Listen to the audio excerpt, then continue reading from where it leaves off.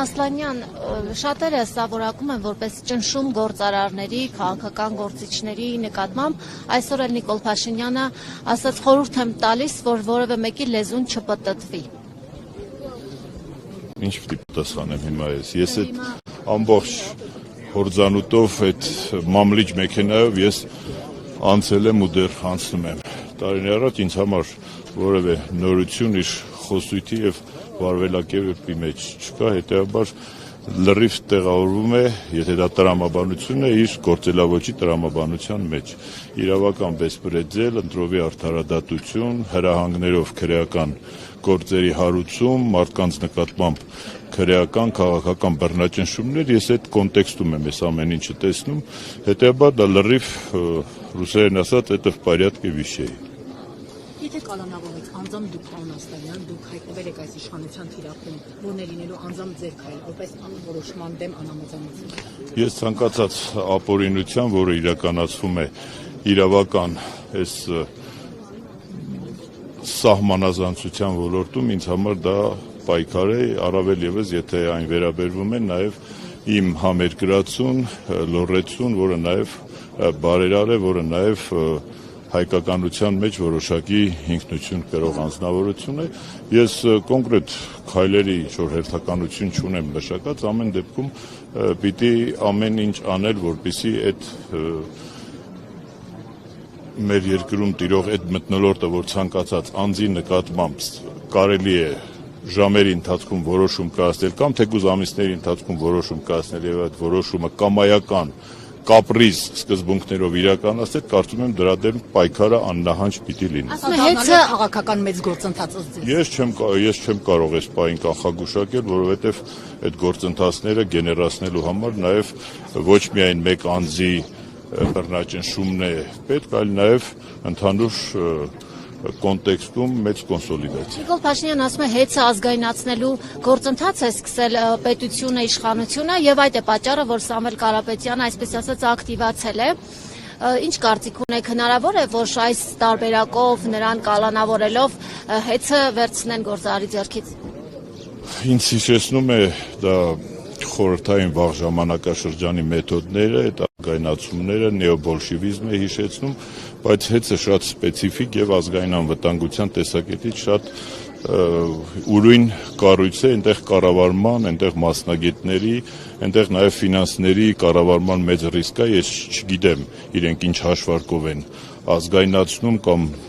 երբ որ ազգայնացնում են հետագա ճակատագիրը այդ հեծի ինչ է լինում, այնպես որ կառավարել ունեցանալու հովարային անջատումներ, ինչպես իրենք են ասում չլինի։ Բույսերը անջատվել է, որ գյուղ գնացել են, բույսերը անջատել են եւ սա պատկերացնում է իրենք կարծում եմ կառավարությունը իր հարակից տեսչություններով, կոմիտեներով ունի այդ գործընթացների վրա ազդելու ավելի գործուն միջոցներ, քան ազգայնացնելու։ Քաղաքացու լվացքի մեքենան փչացել է եւ դրա մեջ ասում է մեղավոր է Սամվել Կարապետյանը։ Դե հիմա ես բոլոր փոխհատուցել է փոխհատուցեցին վերջերս։ Եկեղեցու դեմ արշավը, որը Փաշինյանը ձեռնարկել է։ Ընդհանուր գիծ է, միայն եկեղեցու դեմ չի, ընդհանրապես ցանկացած այն կառույցի անձանց խմբերի դեմ է այս պայքարը շարունակ 7-8 տարիներ, որոնք իր համար, իր մտածելով ներկայացնում են որոշակի վտանգ, դա կլինի ազգային կառույց, դա կլինի մեր պետականությանը երկար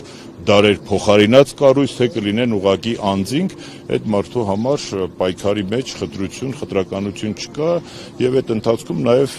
մենք տեսնում ենք, որ քայլ առ քայլ նաեւ մենք մոտենում ենք հենց այդ վերջնագծին, որ մեր ինքնությունը, մեր հայկականությունը ամեն этаպում մենք կորցնելով գնում ենք։ Սավեջ դատարանը որոշում կկայացնի Վանաձորի ավականու գործունեության հետ կապված, դուք ինչ եք ոնց եք պատկերացնում, հետագա գործունեությունը շարունակելու եք պայքարել համայնքապետի համար։ Ես որևէ անգամ որևէ պաշտոնի համար ինքնանպատակ չեմ պայքարել, որևէ պաշտոնի համար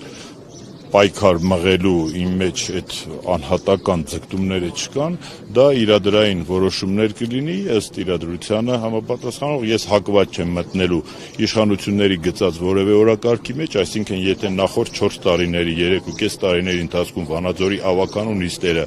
ապօրինաբար չեն կայացել ու այսօր միանգամից որոշվում է թե հավաքանուն նիստ պիտի լինի, դա իշխանությունների գծած օրակարգն է, ես այդ օրակարգի մեջ առայժմ չեմ տեղավորվում,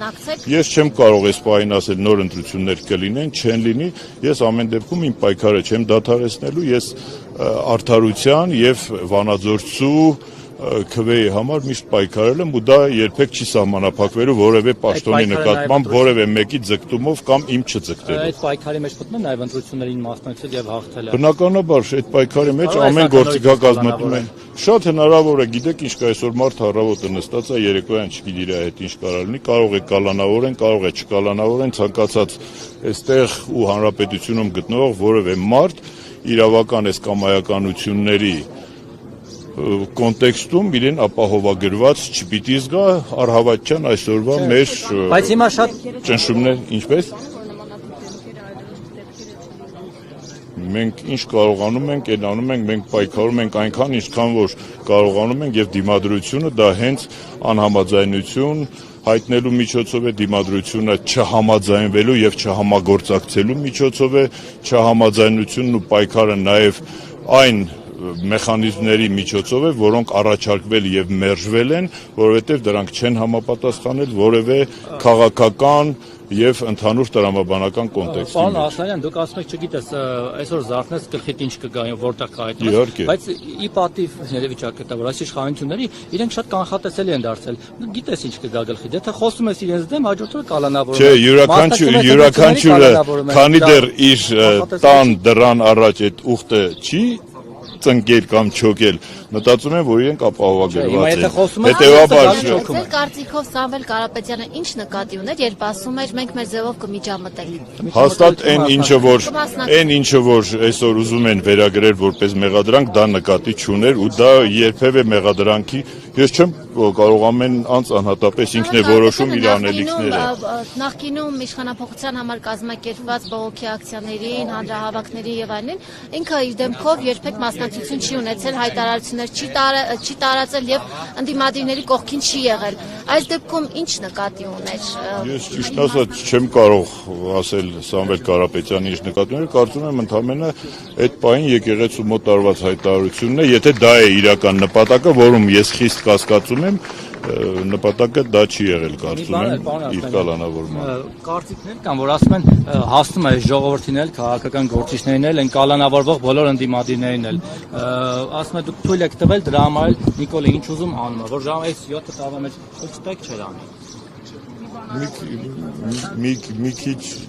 համաձայն եմ։ Այո։ Լավ։